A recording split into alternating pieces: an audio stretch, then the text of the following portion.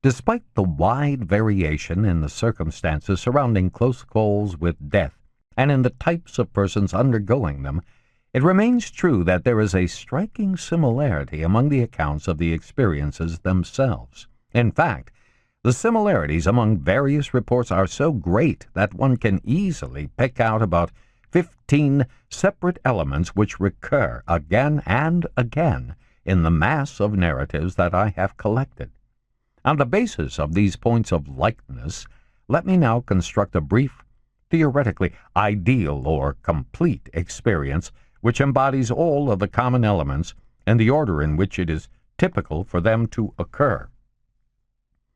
A man is dying, and as he reaches the point of greatest physical distress, he hears himself pronounced dead by his doctor. He begins to hear an uncomfortable noise, a loud ringing or buzzing, and at the same time feels himself moving very rapidly through a long, dark tunnel. After this, he suddenly finds himself outside of his own physical body, but still in the immediate physical environment, and he sees his own body from a distance, as though he is a spectator. He watches the resuscitation attempt from this unusual vantage point and is in a state of emotional upheaval. After a while, he collects himself and becomes more accustomed to his odd condition. He notices that he still has a body, but one of a very different nature and with very different powers from the physical body he has left behind. Soon other things begin to happen. Others come to meet and to help him.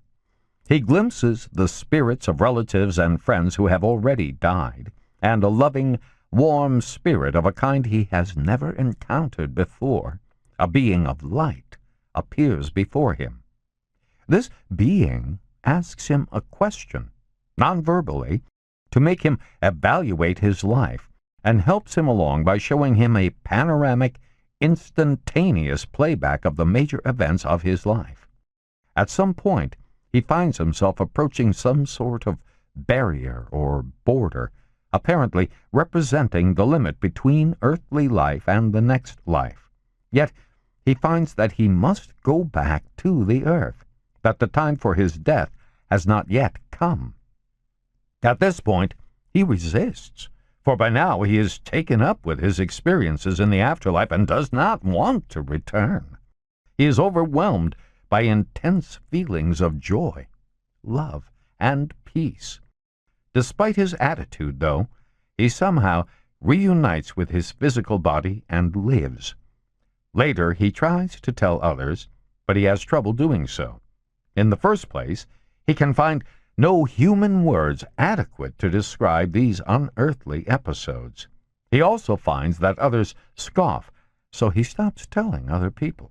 Still, the experience affects his life profoundly, especially his views about death and its relationship to life.